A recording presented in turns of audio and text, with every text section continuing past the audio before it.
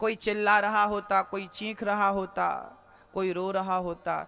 मौत क्यों आती है? आप कहते हो मौत क्यों है? याद रखना, सोचिए, कल्पना करिए, यदि मृत्यु ना होती तो क्या होता। मृत्यु सफाई है, स्वच्छ भारत का एक कार्यक्रम है। बूढ़ा आदमी पड़ा है, रो रहा है, क्या बोलते हो आपके दादाजी के लिए? महाराज जी, दादाजी बहुत बूढ़े हो गए, अब भगवान से कहो कि उठा लें। तकलीफ देखी नहीं जाती, कष्ट देखा नहीं जाता, मतलब कष्टों से मुक्ति कब मिलेगी? जब मृत्यु आएगी। एक मौत ही है जो सारे दुखों से हमें मुक्त कर देती है। तो मौत अच्छी है, बुरी नहीं है। मौत बुरी कब लगती है? जब हमारे कर्म बिगड़ जाएं। जब हमारे कर्म बिगड़ जाते हैं ना, तब मौत से डर लगने लगता है। जब हम 2 नंबर का काम करते हैं ना, तो इनकम टैक्स अधिकारी से डर लगने लगता है। लेकिन जब हम 1 नंबर पर जीते हैं तो कोई डर की बात नहीं। कर्म जब बिगड़ते हैं तो मौत से डर लगता है। कर्म अच्छे हों तो मौत को भी हंस करके गले लगा लिया जाता है। भाई कर्म बिगड़े नहीं है, हम क्यों डरे मृत्यु से? मौत हमारा क्या बिगाड़ेगी? आपको डर लगता है मौत से? नहीं नहीं, बहुत लगता। अभी तो सिर हिला रहे हो। कर्म अच्छे होंगे तो डरेंगे नहीं आप। कर्म गड़बड़ हो जाएंगे, बिगड़ जाएंगे तो डर लगेगा, मौत आएगी, कष्ट होगा, कष्ट है ना। मौत बहुत अच्छी है। परमात्मा विश्व की उत्पत्ति, पालन और संहार करते हैं। तापत्रय विनाशाय श्री कृष्णाय वयम नुमः। भगवान हमारे समस्त दुखों से हमें बचाते हैं। दुखों से बचाने वाले परमात्मा को हम नमस्कार करते हैं। श्री कृष्णाय वयम नुमः। दुखों से भगवान हमें बचाते हैं। यम प्रव्रजन्त मनुपेतमपेत कृत्यम द्वैपायनो विरह कातर्या जुहाव। पुत्रेति तन्मयतया तर्वोऽभिनेदुस् तं सर्वभूत हृदयं मुनिमानतोऽस्मि।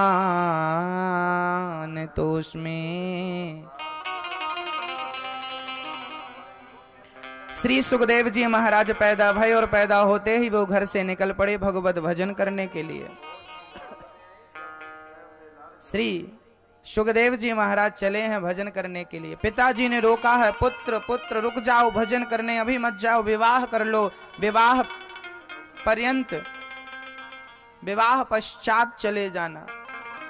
सुखदेव जी रुके नहीं, मैं अभी भजन करने जाऊंगा। ऐसे सुखदेव जी ब्रह्म ज्ञानी को हम नमस्कार करते हैं।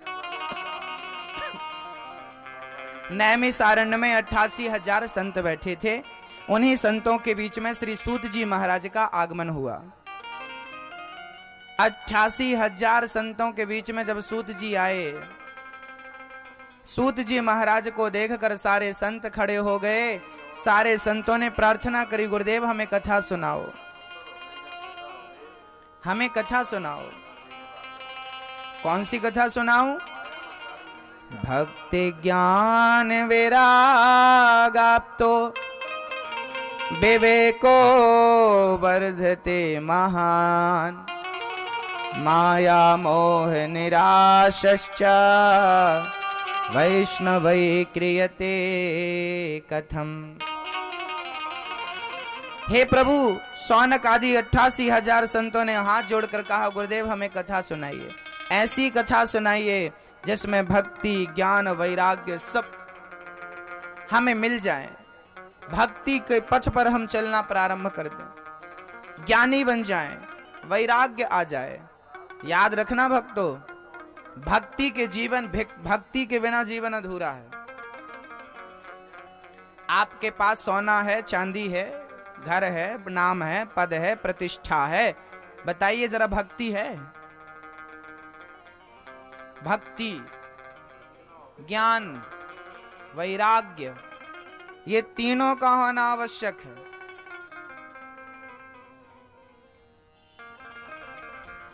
दाल है तो दाल चावल और रोटी है ना, और कुछ हो ना हो कम से कम ये तो हो, दाल चावल और रोटी। अच्छा, रोटी और चावल किस पर अधीन है? रोटी और चावल किसके बिना अधूरे हैं? दाल के बिना। रोटी अकेली है, दाल नहीं है। अकेली रोटी खाने में स्वाद नहीं आएगा, और दाल है तो दाल रोटी खाओ, हरि का गुण गाओ। अच्छा, रोटी नहीं है, चावल है, तो चावल को भी दाल चाहिए। दाल जो है ना, चावल और रोटी की पूरक है। चावल और रोटी दोनों के पूरक है। दाल ऐसे ज्ञान और वैराग्य ये दोनों भक्ति के पूरक हैं। यदि आपके पास भक्ति है और ज्ञान नहीं है तो भी वो भक्ति अधूरी है, वैराग्य नहीं है तो भी अधूरी है। तो भक्ति तो होना आवश्यक है, लेकिन भक्ति के साथ ज्ञान और वैराग्य का होना भी अति आवश्यक। यदि नहीं है तो वो भक्ति शोभा नहीं पाती जिस भक्ति में ज्ञान और वैराग्य नहीं होते।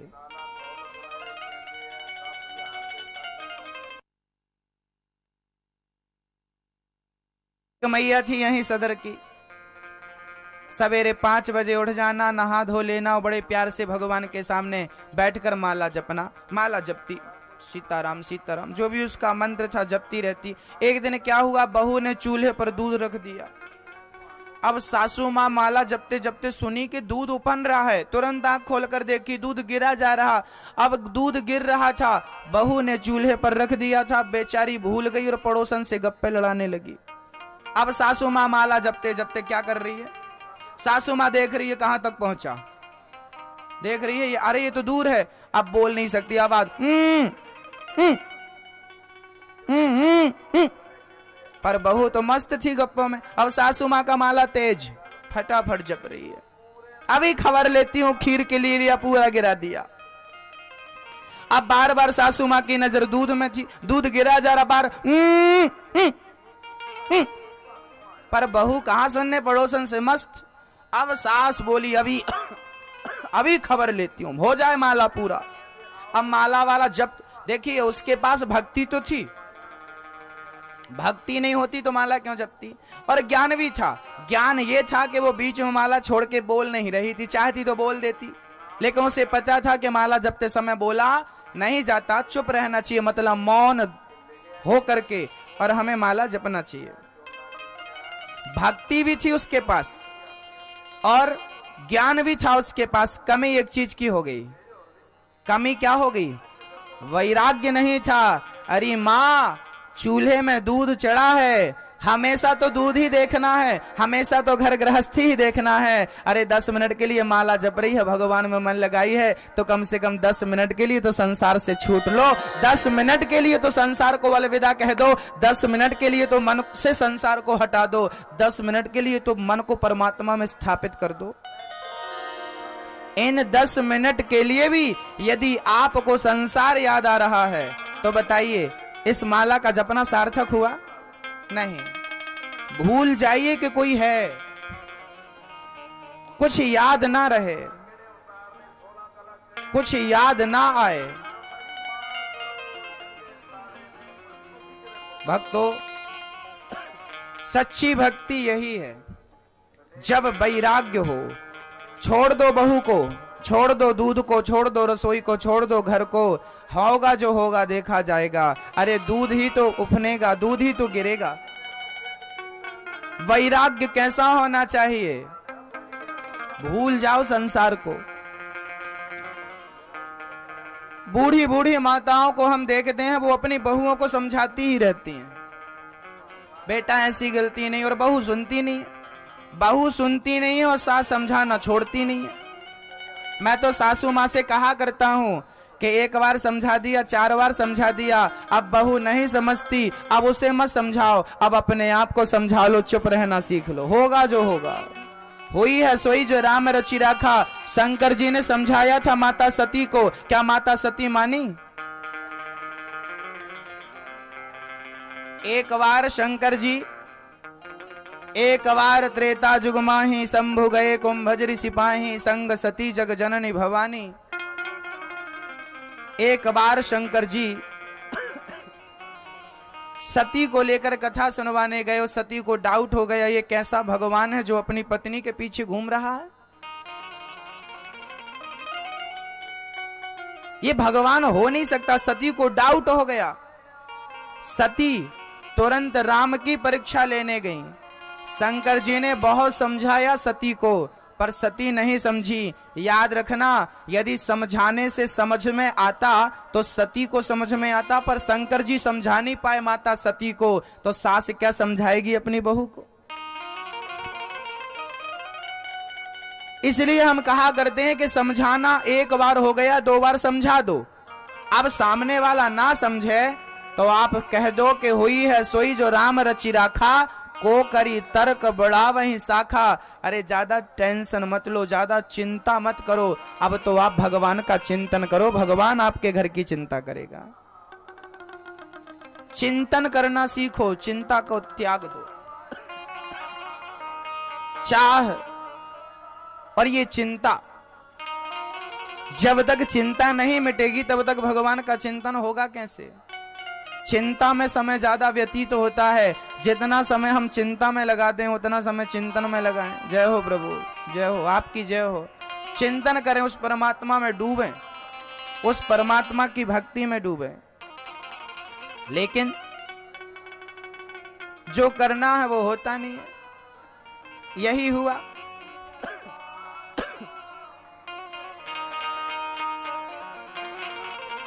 88,000 संत बैठे थे और इन संतों के बीच में क्या चल रहा था। इन संतों के बीच में सौनक जी कह रहे थे हमें कथा सुनाओ, हमें ऐसी कथा सुनाओ कि हमारा ज्ञान बढ़े, भक्ति बढ़े, वैराग्य बढ़े। कथा सुनने के बाद यदि वैराग्य नहीं है तो जीवन व्यर्थ है। संत कथा सुन रहे थे, सूत जी कथा सुना रहे थे। सूत जी ने कहा आपने बड़ा ही उत्तम प्रश्न किया। इह घोरे कलहु प्रायो जीवश्चा सुरताम गतः क्लेशाक्रांतस्य तस्यैव शोधने किम परायण। आज प्राणी ना नाना प्रकार के क्लेशों से घिरा हुआ है, परेशान है। काल ब्याल मुखग्रास त्रास निर्णास हेतवे जन्मांतरे भवेत पुण्यम तदा भागवतम लभेत।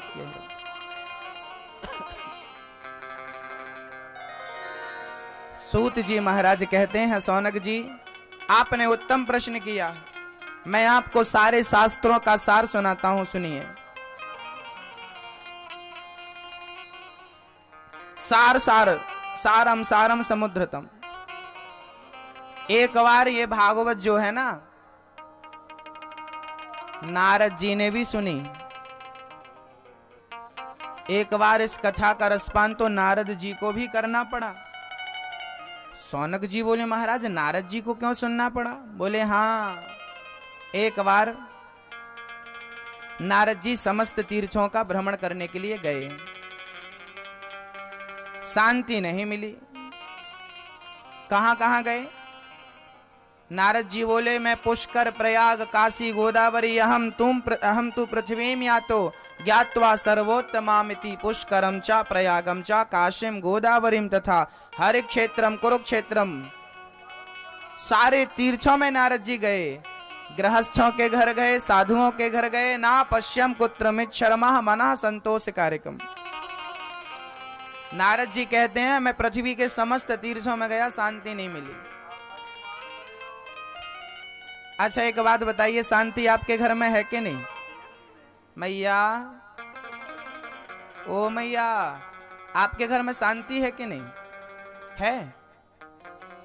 नारद जी कहते हैं मैं तीर्थों में गया, शांति नहीं मिली। नारद जी बोले मैं गृहस्थों के घर गया, शांति नहीं मिली। शांति नहीं मिली।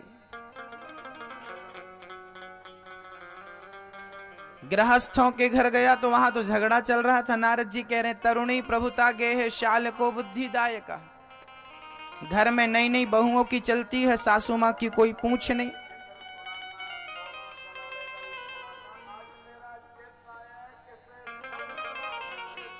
सासू मां की कोई पूछ नहीं। अच्छा, आप लोगों की पूछ है कि नहीं? नहीं है। हनुमान जी की तो थी।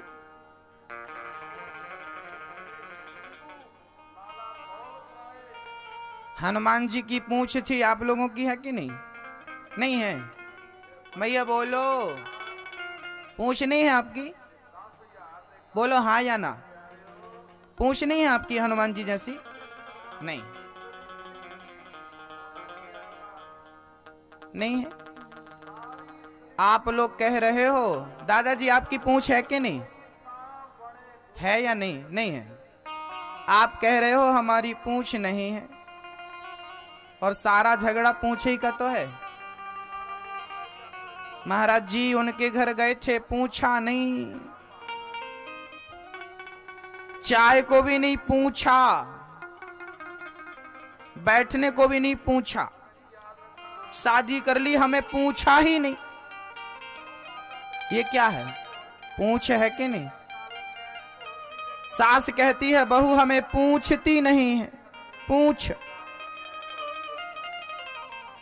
आप कहते हो हमारी, एक सज्जन बोले महाराज जी हमारे पूरे जबलपुर में पूछ है। हमारी तो पूरे जबलपुर में पूछ है, कहीं भी पूछ लो। हमने कहा हनुमान जी की इतनी सी थी, तुम्हारे पूरे जबलपुर में फैली है। तो हनुमान जी से बड़ी बड़ी पूंछ वाले यहाँ हैं लोग, और झगड़ा भी पूंछ का ही है, इसलिए हनुमान जी ने अपनी पूंछ में आग लगा दी। हनुमान जी की पूंछ में आग लगी कि नहीं? पूंछ बुझाई खोई श्रम धरी लघु रूप बहोरी, जनक सुता के आगे ठाण भयों कर जोरी।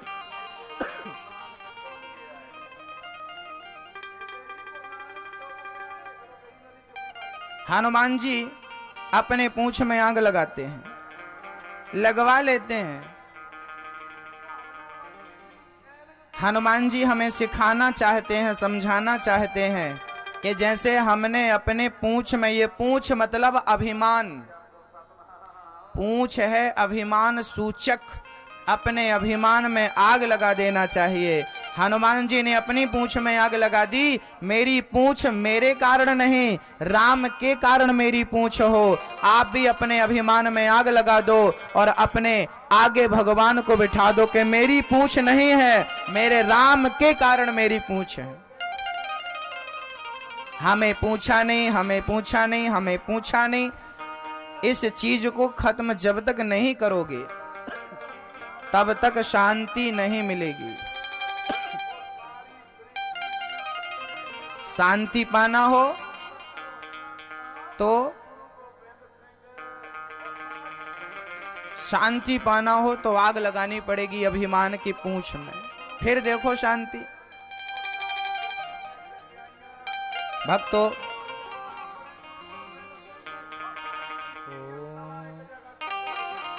नारद जी महाराज बोले शांति मिली नहीं, कहीं शांति नहीं मिली। वृंदावन चले गए। वृंदावन में जाकर देखा तो वहां पर एक 16 साल की कन्या उदास बैठी थी।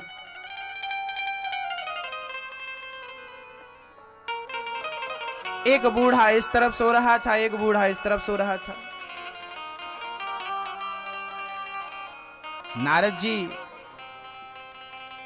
आश्चर्य में डूब गए कि यहां बूढ़ों का मेला लगा है, हम संत का क्या काम। नारद जी वहां से जाने लगे।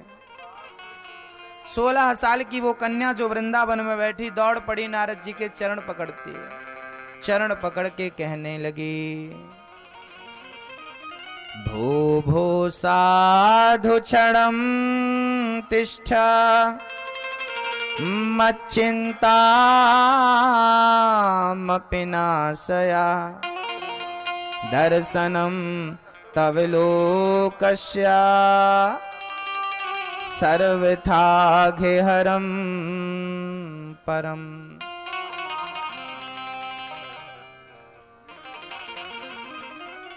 भो भो साधु क्षणम तिष्ठ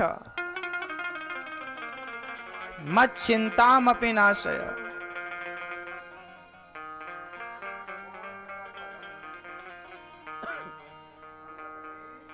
भक्तों,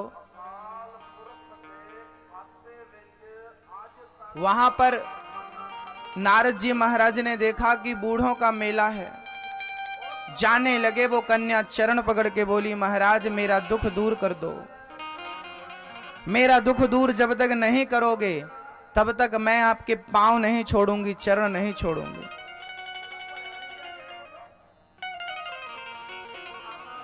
चरण नहीं छोड़ सकती।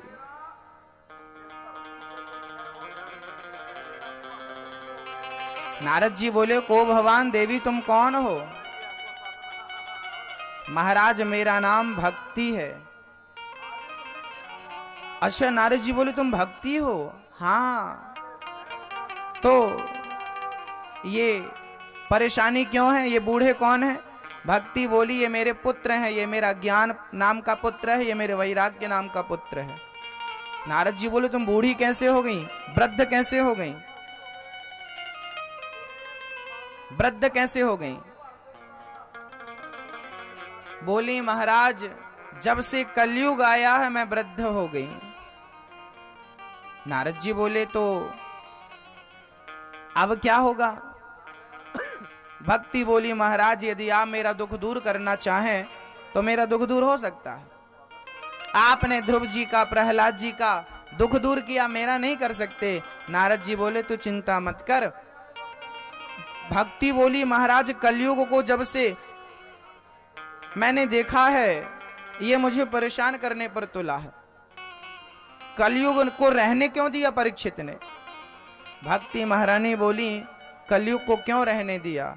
परीक्षित बोले, कलयुग बहुत बुरा है पर इसमें एक अच्छाई है। क्या अच्छाई है? कलयुग केवल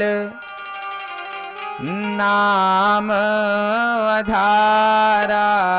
कलयुग केवल नाम आधारा। कलयुग केवल नाम आधारा। कलयुग केवल नाम आधारा। सुमरे सुमरे नर उतराहि पारा। सुमर सुमर नर उतरहि पारा। कलयुग जोगे न जागे न ज्ञाना। कलयुग जोगे न जगे न ज्ञाना। एक आधार राम गुण गाना। एक आधार राम गुण गाना। श्री राम जय राम जय जय राम। श्री राम जय राम जय जय राम। श्री राम जय राम जय जय राम। श्री राम जय राम जय जय राम। कलयुग केवल नाम आधारा। सुमर सुमर नर उतरहि पारा। कलयुग बहुत बुरा नहीं है। कलयुग कैसा है?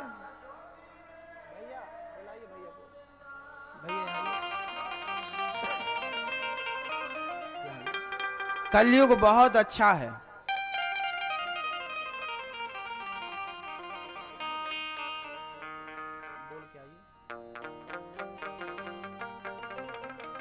कलयुग बहुत बुरा नहीं है, बहुत अच्छा भी नहीं है। फिर क्या है? कलयुग बहुत अच्छा है। कलयुग केवल नाम आधारा, सुमर सुमर नर उतरहि पारा।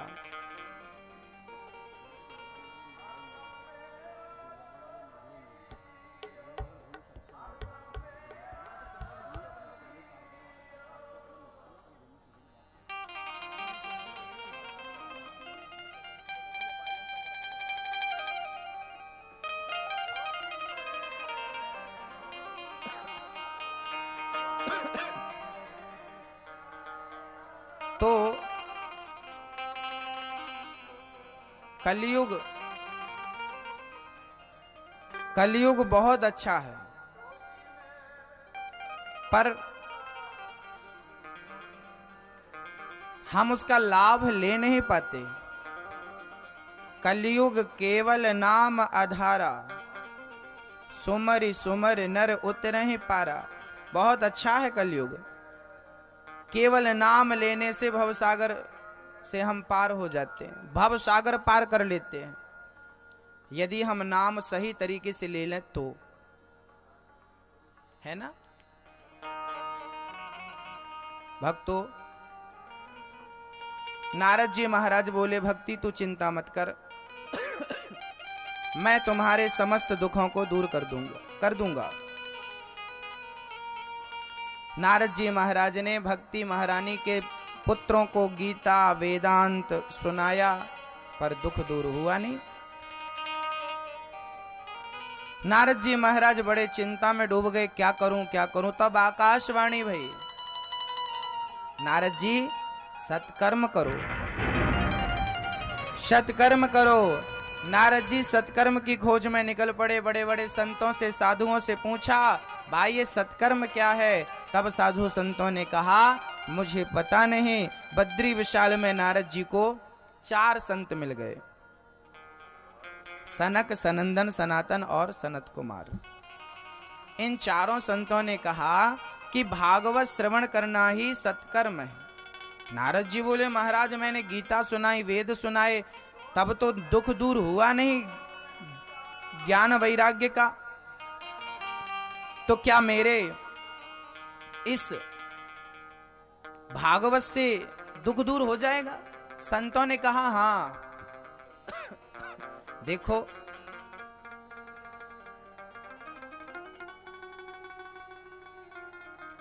दूध से ही घी निकलता है मैया, दूध से ही घी निकलता है। जो शक्ति घी में होती है, क्या वो शक्ति दूध में होती है? बोलिए, ध्यान दीजिए मैया, दूध से ही घी निकलता है। दूध का दही, दही का मंथन, मंथन का घी। जो शक्ति घी में होती है, क्या वो शक्ति दूध में होती है? बोलिए, नहीं। जबकि दूध से ही घी निकलता है, फिर भी दूध से ज्यादा ताकतवर घी होता है। ऐसे ही वेद वेदांत से ही भागवत निकली हैं, फिर भी भागवत सबसे अधिक शक्ति रखती हैं। 7 दिनों की कथा जो सुन ले, भव सागर से तर जाता है। ये शक्ति यदि किसी के पास है तो भागवत के पास।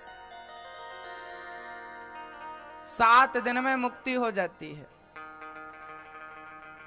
हो गई भक्तों? अब देखिए ना, श्री नारद जी महाराज कहते हैं, महाराज मुझे भी अब भागवत सुना दो ताकि भक्ति ज्ञान वैराग्य का दुख दूर हो जाए। ठीक है, चलो। पहुंच गए हरिद्वार की पवित्र धरा पर। भागवत की कथा प्रारंभ भई। 4 आसन लगाई गई। सनक सनंदन सनातन सनत कुमार 4 वक्ता बैठे हैं। नारद जी मुख्य श्रोता बन के बैठे। आसन थाली बिछाई गई। भक्ति ज्ञान और वैराग्य के लिए कथा की महिमा चालू हो गई। क्या महिमा थी कथा की? सदा सेव्या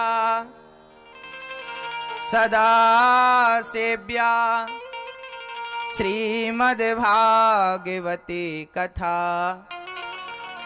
यस्याः श्रवण मात्रेण हरिश्चित्तं समाश्रयेत्।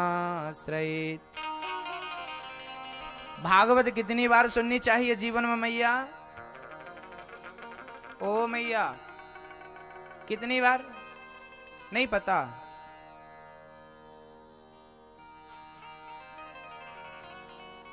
भागवत कितनी बार सुननी चाहिए अपने जिंदगी में?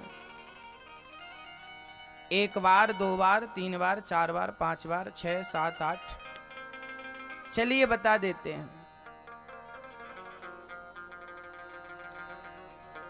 राम राम रटते रहो। कब तक रटें? जब तक घट में प्राण। क्यों? कभी तो दीन दयाल के भनक पड़ेगी कान। कभी तो सुनेगा। इसलिए भागवत एक बार नहीं, कपड़े में दाग लग जाए तो एक बार साबुन लगाने से नहीं छूटता, बार बार लगाना पड़ता है। ऐसे जन्म जन्म के पापों को एक बार की भागवत भला कैसे ठीक कर सकती है? इसलिए बार बार भागवत श्रवण करना चाहिए। सत्संग के जल से ही जन्म जन्म के पाप अपने आप ठीक हो जाएंगे। इसलिए नित्य सुनते रहिए, सुनते रहिए, सुनते रहिए। एक घड़ा है, उस घड़े में 7, उस घड़े में 9 छेद हैं। अब जिस घड़े में 9 छेद हैं उस घड़े में आपको पानी भरना है। भरिए। कैसे भरेंगे? दादाजी आप भी भरिए। जिस घड़े में 9 छेद हैं उसमें पानी भरना है। भर जाएगा? है कोई उपाय? मैया, है कोई उपाय उसमें पानी भरने का? भर जाएगा। उसमें आप पानी भरिए और पानी भर करके और सिद्ध करिए कि ये भर गया। है कोई ऑप्शन आपके पास? भर जाएगा। जिसमें बड़े बड़े छेद हो 9। घड़ा ज्यादा बड़ा नहीं है, इतना सा घड़ा, ऊपर से लेके नीचे तक छेद ही छेद है, उसमें पानी भरना। भरेगा? नहीं भरेगा। ऊपर से डाल लो, साइड से निकल जाएगा, नीचे से निकल जाएगा। अब कैसे भरे महाराज? एक उपाय है, एक ही उपाय है, उस घड़े में पानी भर जाएगा। क्या उपाय है? बोले उस घड़े को पानी में डुबा दो। जब वो पानी में ही डूब जाएगा तो अंदर पानी बाहर पानी निकलेगा कहां से? ये बताओ। ये घड़ा 9 छेद वाला और कोई नहीं, आपका शरीर ही वो घड़ा है जिसमें 9 छिद्र हैं। आपके शरीर पर कितने छिद्र हैं? 9। नवद्वारे पुरे देहि, गीता में भगवान श्री कृष्ण ने कहा। शरीर में 9 छेद होते हैं। 2 आंख, 2 नाक, 2 कान, कितने हुए? 6। 1 मुख, 7 और 2 गुप्त इंद्री, मूत्रद्वार और मलद्वार। ये टोटल 9 दरवाजे हैं शरीर में। इस कान से कथा सुनते हैं तो इस कान से निकल जाती है। कहीं से भी कथा, आपने यहां कथा सुनी, घर जाते जाते आपकी कथा रास्ते में टपक जाती है। कुछ याद ही नहीं रहता सुना हमने क्या। क्यों नहीं रहता? क्योंकि ये घड़ा है, यहां से भरी कथा, यहां से निकल गई, कहीं से भी निकल गई। एक काम करो, अपने आप को सत्संग के जल में जब तक डुबा नहीं दोगे तब तक ये कथा अंदर बाहर भरेगी नहीं, और जब तक भरेगी नहीं कल्याण होगा नहीं।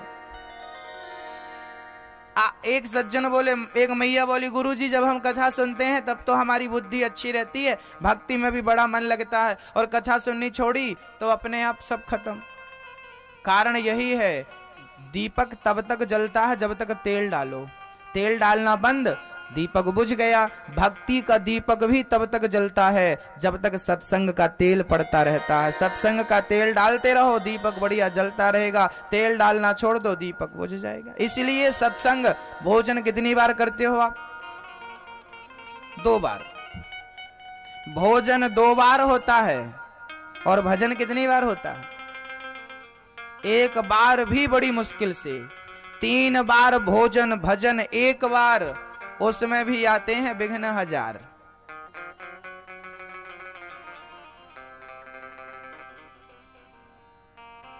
तीन बार भोजन, सुबह नाश्ता, फिर सुबह का भोजन, फिर शाम का भोजन, शाम का नाश्ता, चाय, जो भी आप खाते पीते हो, चाय के संग 2-4 बिस्किट टपका ही देते हो। खाने में कोई पाबंदी नहीं है, जबकि भोजन में मात्रा लगी है। शब्द को पकड़िए, भा में ओ की मात्रा, भो, जा और ना। भा में ओ की मतलब भोजन में मात्रा लगी है। भोई भाई भोजन करो तो मात्रा से करो, ज्यादा खाओगे मरोगे। वैसे ठंडी है ज्यादा चलेगा, गर्मी में ये प्रॉब्लम ज्यादा होती है। जबकि भोजन में मात्रा लगा है, भो में ओ की मात्रा, भा में ओ की मात्रा, मतलब मात्रा सिखा रही है कि प्राणी भोजन मात्रा से करना, मात्रा से अधिक करोगे तो मर जाओगे। लेकिन भजन में कोई मात्रा नहीं लगी, भजन कोई मात्रा नहीं, इसमें तो कोई मात्रा है नहीं, कोई रोक टोक है नहीं, करते रहो करते रहो। सत्संग ज्यादा, भजन ज्यादा, भोजन कम। भोजन इतना खाओ, भोजन इतना करो कि आप जिंदा रह सको, और जिंदा रहकर भजन करो। लेकिन आप भोजन जिंदा रहने के लिए नहीं। कोई खाने के लिए जीता है तो कोई जीने के लिए खाता है। आप किस लिए खाते पीते हो आपको पता होना चाहिए। हम पता लगा कि क्या करेंगे, हम तो बस ये कहेंगे कि भोजन कम भजन ज्यादा। आप दिन में 5 रोटी यदि खा लेती हो, 2 इस टाइम की 2 उस टाइम की, और बीच में 1, यदि 5 रोटी आप खाती हो तो कम से कम 5 रोटी को पचाने के लिए कम से कम 2 माला तो जपो, तब तो वो पचेगी। नहीं वो पचेगी ना तो फिर वो रिएक्शन करेगी आपको। यदि वो निंदा चुगली में पची, फलाने की निंदा करते करते पच गई, फलाने की चुगली करते करते पच गई, यदि फलाने की बुराई सुनते बुराई करते करते पच गई तो फिर वो आपको नुकसान करेगी। यदि वो झगड़ा में पच गई, लड़ाई में पच गई, वो नुकसानदायक है। तो कम से कम 2 रोटी भजन से पचे, ऐसी आदत बनाओ। 1 रोटी कम से कम, 1 रोटी की ऊर्जा भगवान के लिए होनी चाहिए, 1 रोटी की शक्ति, 1 रोटी का पावर भगवान को समर्पित होना चाहिए। तब रोटी खाना, भोजन करना सफल है। नहीं तो खा रहे हो तो खाने का काम तो बंदर भी करते हैं, खा रहे हो तो खाने का काम तो कुत्ता बिल्ली पशु पक्षी भी करते हैं। उनमें और आप में क्या अंतर रह जाएगा। सिर्फ खाना, खा के सो पड़ना, सो जाना, खाना सोना और बच्चे पैदा करना। भोजन केवल आप भर नहीं करते, कुत्ता बिल्ली पशु पक्षी भी पेट भर के खाते कि नहीं। आप खाते हो वो खाते हैं। आप सोते हो तो बढ़िया से नाले में सुअर भी सोता है, उसका एसी वही है, उसका एयर कंडीशन रूम वही है।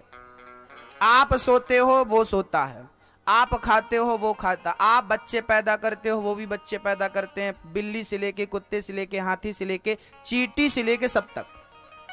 ये 3 काम सब करते हैं, खाना सोना और बच्चे पैदा करना, ये 3 आप भी करते हो। आप बताइए कि भगवान ने आपको मनुष्य क्यों बनाया। यदि इन काम को ही करने के लिए बनाया होता तो दूसरी योनि में डालता। इसका अर्थ है कि परमात्मा ने आपको खाने सोने और भोग भोगने के लिए नहीं, इस मनुष्य के चोले पर परमात्मा ने इसलिए भेजा है कि जाओ तुम मेरा भजन करके आत्म कल्याण करो, दूसरों की आंखों के आंसू पहुंचो, किसी के काम आओ। लेकिन हम उद्देश्य भूल गए, किस लिए आए हैं भूल गए। याद करो आने का हेतु क्या है, क्यों आए हैं हम। भक्तों, नारद जी महाराज कहते हैं मैं समस्त तीर्थों में गया, लेकिन आज भागवत सुनी तो ही शांति मिली। नारद जी ने जब भागवत की महिमा सुनी कि भागवत 1 बार नहीं 2 बार नहीं 3 बार नहीं, भागवत अखंड सुननी चाहिए, निरंतर सुननी चाहिए। और जब बार बार सुनते हैं ना तो भक्ति बढ़ती है। सदा सेव्या श्रीमद् भागवती कथा, बार बार सुनना चाहिए, बार बार सुनना चाहिए। अच्छा एक बात और है, आप उसके बारे में ज्यादा सुनते हैं जिससे प्रेम होता है। आपको भगवान से प्रेम होगा तो भगवान के बारे में ज्यादा सुनेंगे। सुनाइए कथा, सुनाइए, सुनाइए चर्चा, सुनाइए।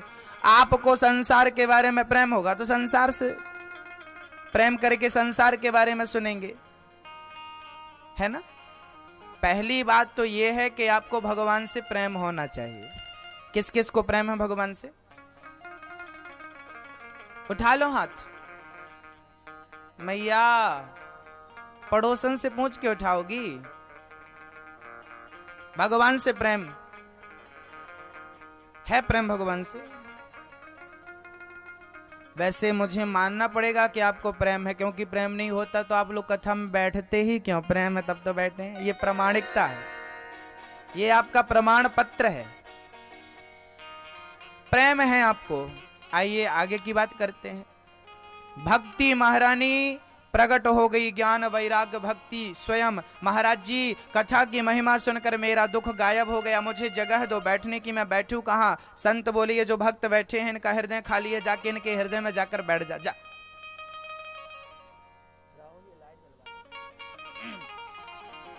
जाओ इनके हृदय में जाकर बैठ जाओ। जी, जितने लोग कथा प्रेमी थे, कथा श्रोता थे, सबके हृदय में भक्ति बैठ गई। जो कथा प्रेमी होते हैं उनके हृदय में भक्ति बैठती है, उनके हृदय में परमात्मा बैठता है। अच्छा मैं ये एक बात बताओ, भगवान आपके अंदर है, थोड़ी देर पहले आप लोगों ने हमें बताया महाराज जी भगवान यहाँ है। अब मुझे एक बात और बता दो कि यहां तक भगवान पहुंचा कहां से? कहां से गया? भगवान आपके हृदय में है, हमारे हृदय में है, ठीक है, पर भगवान यहां कहां से गया? आंख से गया, नाक से गया, मुंह से गया, कान से गया, कहां से जाता भगवान? भगवान अंदर कहां से जाता है? कोई आपसे ये प्रश्न कर सकता है ना? तो आपको पता होना चाहिए भगवान अंदर कहां से जाता है। प्रविष्टः कर्णरंध्रेना, कहां से जाता है? मैंने आपकी सास ने आपको गाली दी तो गाली अंदर कहां से गई? और जैसे ही गाली अंदर गई रिएक्शन देखिए, गुस्सा आ गया। गाली अंदर प्रवेश करती है और गुस्सा आ जाता है सास के ऊपर। बहू ने गाली दी सास को तो गाली अंदर कहां से गई? कहां से गई? अच्छा बहू गाली देती रहे और सास सुने ना तो सास को गुस्सा आएगा, बात बिगड़ेगी। लफड़े में न ये डालते हैं हमको, ये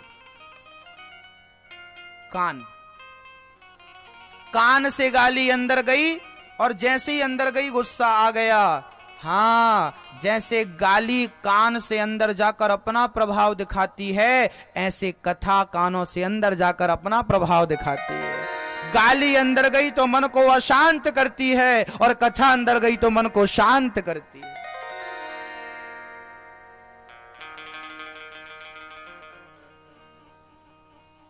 अच्छा, एक बात और है, क्रोध कहां से निकलता है मैया? क्रोध, गुस्सा कहां से निकलता है? यहां से तो अंदर गई गाली, वो तो आपको पता। अब ये बताइए कि क्रोध निकलता कहां से है? हां, क्रोध को निकलने का एक ही मार्ग है, मुख से निकलता है। जब मैं बहुत गुस्सा होता हूं, जब मैं बहुत क्रोध में आता हूं तो मेरा क्रोध कहां से निकलता है? मुख से। याद रखना, मेरे मुख से जो बातें उस समय निकलती हैं क्रोध में, तो उन बातों के साथ, उन शब्दों के साथ क्या निकलता है? क्रोध भी निकलता है।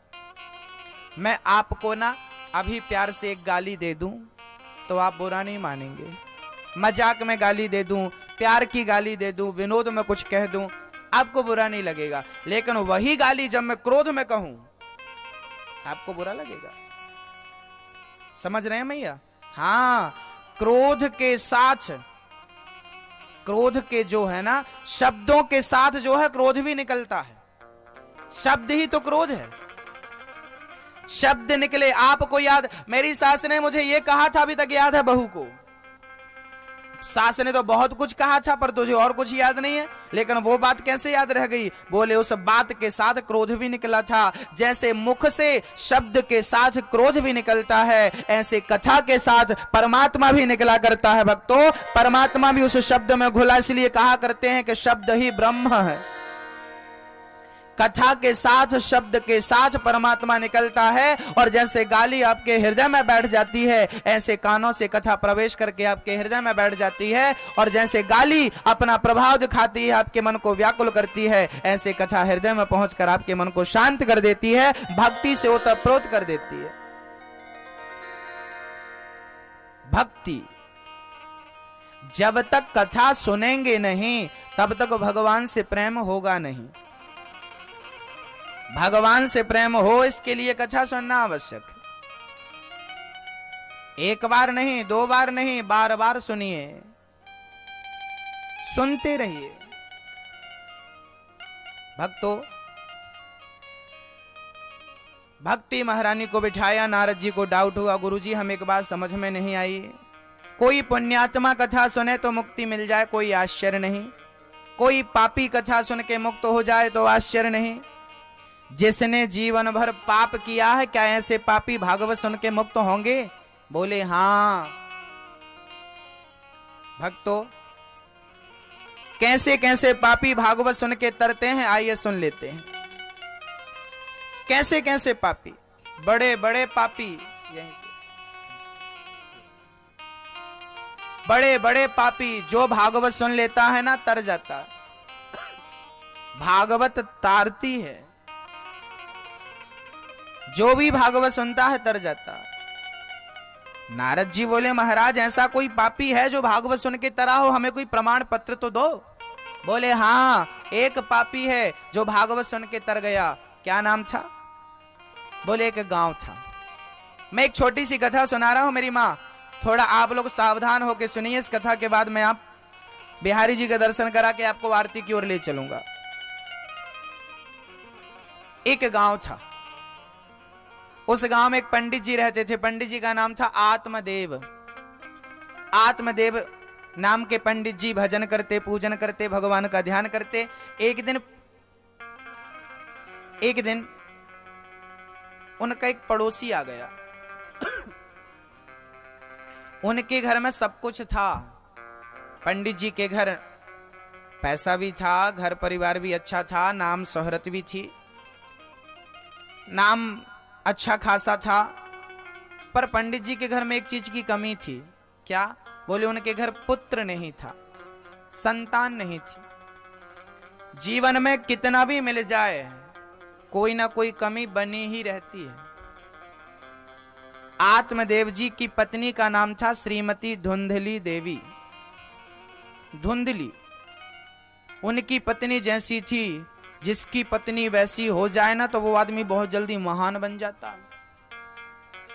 धुंधली हमेशा उल्टी चलती थी, सीधा कोई काम करती नहीं थी। पति जी सीधा कहें तो उल्टा करती और उल्टा कहें तो सीधा करती। एक दिन आत्मदेव जी बोले सुनो, गांव में महात्मा जी आए हैं, जरा भोजन बना लो। मैं क्यों बनाऊं, मैं नौकर हूं क्या? दूसरे दिन आत्मदेव जी बोले सुनो, गांव में महात्मा आए हैं पर तुम भोजन मत बनाना। नहीं नहीं मैं तो बनाऊंगी। अच्छा बनाना, पर खीर मत बना लेना। मैं तो बनाऊंगी। अच्छा पापड़ मत रख लेना। नहीं नहीं मैं तो रखूंगी। अच्छा सुनो, सलाद मत काट लेना। नहीं नहीं मैं तो रखूंगी। और सुनो, ठंडा पानी मत रख देना घड़े का। नहीं नहीं मैं रखूंगी। जो मना करें वो सब हो जाता और जो कहें वो कुछ नहीं होता। तो आत्मदेव जी को आदत हो गई थी उल्टा कहने की। सुनो, भूख नहीं लगी, हम भोजन नहीं करेंगे, थाली लेके आ जाती, कर लो।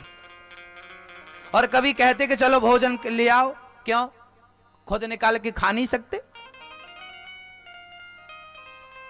एक दिन आत्मदेव जी गंगा नहवाने ले गए। चलो तुमको हरिद्वार नहवाते हैं, शायद पाप धुल जाएं गंगा मां के स्पर्श से। आत्मदेव जी धुंधली को ले गए। धुंधली गंगा में नहाए, उसके पहले आत्मदेव जी के मुंह से निकल गया, सुनो वहां मत जाना, गहरा है। नहीं नहीं मैं तो जाऊंगी।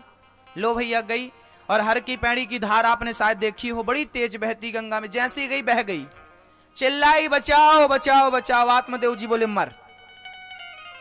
मछुआरा आया जाल लेके, महाराज कहां बही तुम्हारी पत्नी?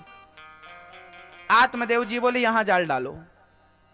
मछुआरा बोला महाराज धार तो यहां से इस तरफ जा रही है, कोई बहेगा तो इस तरफ बहेगा, उल्टा थोड़ी बहेगा। आत्मदेव जी बोले तुम मेरी पत्नी को नहीं जानते, जीवन भर उल्टा काम करती है, आज बही होगी तो उल्टा ही बही होगी, इसलिए यहां जाल डालो, यहां जाल डालो। ऐसी उल्टा चलने वाली पत्नी को झेलने वाले आत्मदेव जी महान कैसे ना बनते।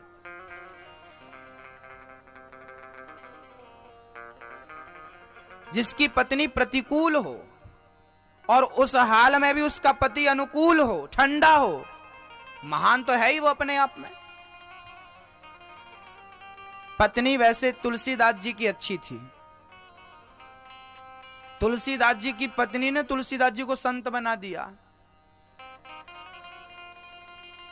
कहते हैं तुलसीदास जी की पत्नी ने अपमान कर दिया तुलसीदास जी का, तुलसीदास जी संत हो गए। मैंने कहा अपमान करने से कोई संत बन जाता तो आज सदर में संत ही संत होते। पत्नी के अपमान से कोई संत बनता तो साहब कौन सुनाए अपनी खुद की, कितने बार होता है। तुलसीदास जी ने अपनी पत्नी से बहुत प्यार करते। पैदा हुए मां मर गई, थोड़े दिन बाद पिता मर गए, जिस मां ने पाला वो भी मर गई। अब गांव के लोग बोले ये ठीक नहीं है, जो इसको पालता है मर जाता है, इसलिए गांव के लोगों ने बहिष्कार कर दिया। पैदा हुए तो तुलसीदास जी 3200 दांत थे। लोग अपशगुन कह रहे थे, ये बालक अच्छा नहीं है, लोग उनको निकाल रहे थे, कोई खाने को नहीं। तुलसीदास जी प्यार नहीं पाए, शादी भई, शादी के बाद पत्नी का थोड़ा सा प्यार मिला तो उनको अच्छा लगा, अब पत्नी के साथ रहने लगे। 15 दिन बाद उनका भाई लेवाने आ गया, चलो हमारे साथ। पत्नी चली गई, अब तुलसीदास जी को रहा ना गया, चल पड़े पत्नी के पीछे पीछे, मैं भी आ रहा हूं। पत्नी ससुराल, पत्नी मायका पहुंची ही थी कि